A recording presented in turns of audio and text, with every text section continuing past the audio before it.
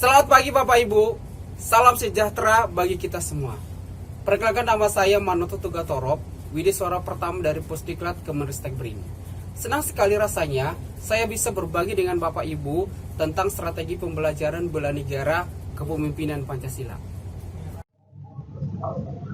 Pada pelatihan ini terdapat 4 agenda pelatihan. Yang pertama adalah kepemimpinan Pancasila dan bela negara, yang kedua kepemimpinan pelayanan, yang ketiga pengendalian pekerjaan, dan yang keempat adalah aktualisasi. Pada agenda pertama, yaitu kepemimpinan Pancasila dan bela negara, terdapat 2 mata pelatihan. Yang pertama adalah etika dan integritas kepemimpinan Pancasila. Mata pelatihan inilah yang sudah Bapak Ibu pelajari di hari sebelumnya. Yang kedua adalah mata pelatihan bela negara kepemimpinan Pancasila. Dan inilah yang akan menjadi fokus kita pada mata pelatihan hari ini. Hasil belajar yang diharapkan pada mata pelatihan ini adalah peserta diharapkan mampu menganalisis persepsi publik mengenai lingkup dan wujud cinta tanah air dalam perspektif wawasan Nusantara, kearifan lokal, dan Pancasila, sistem pemerintahan Indonesia dalam kerangka tujuan negara dengan mengaktualisasi kepemimpinan dan nilai-nilai dasar bela negara dalam kompetisi dan konflik kepentingan dalam konteks aktual guna menangkal hambatan etika dan integritas pelayanan publik. Strategi pembelajaran pada pelatihan ini ada 5. Yang pertama adalah ceramah singkat, yang kedua adalah tanya jawab, yang ketiga curah pendapat, yang keempat diskusi kelompok, dan yang kelima adalah presentasi. Pada mata pelatihan ini terdapat 3 materi pokok.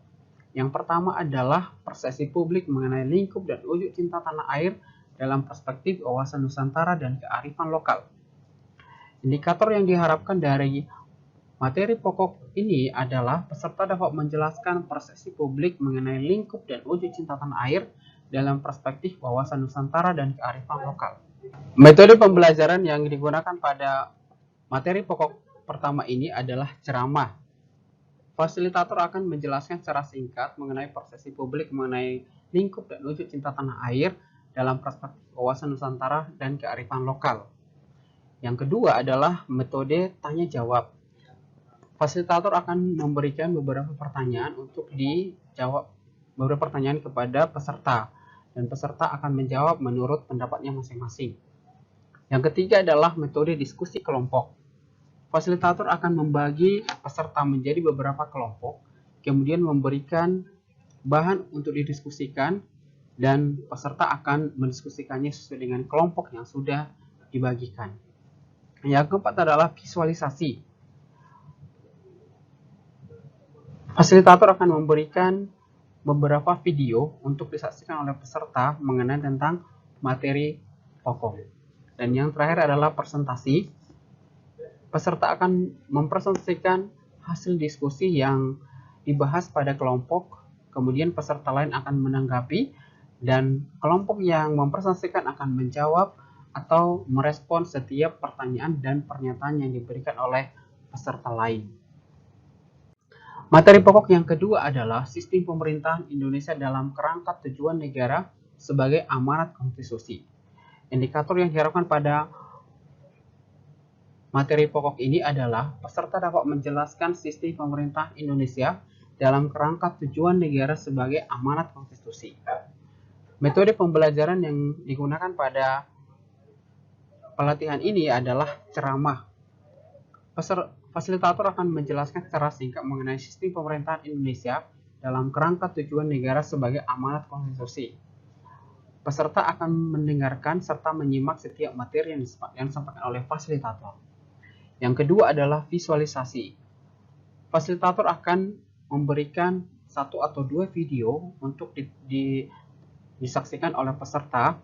Kemudian peserta akan merespon atau menanggapi dari video yang baru disaksikan.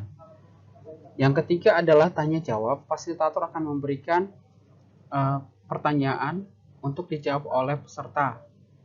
Yang keempat adalah presentasi. Yang keempat adalah diskusi kelompok.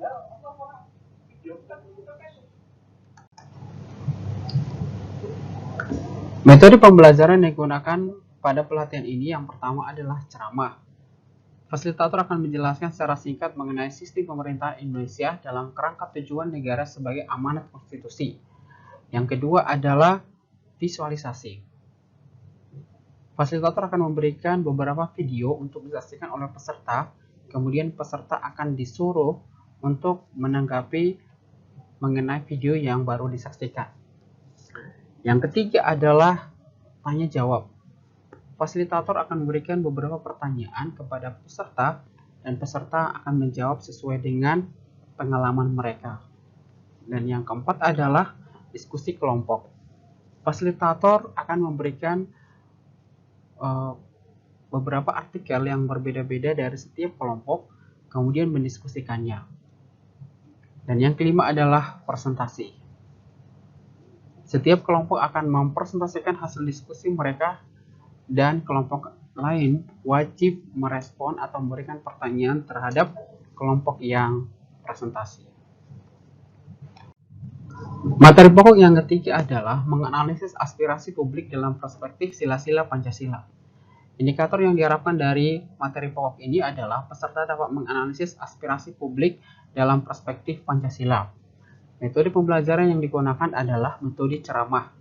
Fasilitator akan menjelaskan secara singkat mengenai aspirasi publik dalam perspektif sila-sila Pancasila. Kemudian visualisasi. Fasilitator akan menayangkan beberapa video untuk ditonton atau disaksikan oleh peserta. Dan peserta wajib merespon atau menanggapi video yang baru disaksikan. Yang ketiga adalah tanya jawab. Fasilitator memberikan beberapa pertanyaan kepada peserta terkait materi yang sudah disampaikan. Yang keempat adalah diskusi kelompok. Peserta akan membentuk kelompok. Fasilitator akan memberikan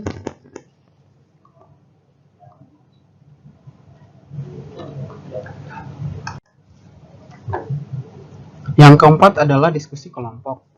Fasilitator akan memberikan tema kepada kelompok untuk didiskusikan. Dan setiap kelompok akan mendiskusikan dan menampilkan hasil diskusi kelompok ke dalam PowerPoint atau Clipchart. Dan yang kelima adalah presentasi. Setiap kelompok akan mempresentasikan hasil diskusi kelompok dan kelompok lain wajib merespon atau memberikan pertanyaan. Di akhir pelatihan, fasilitator dan peserta akan merangkum atau menyimpulkan materi pembelajaran. Kemudian peserta akan mengerjakan latihan soal yang diberikan fasilitator. Terima kasih. Terima kasih atas perhatian Bapak Ibu. Sampai jumpa.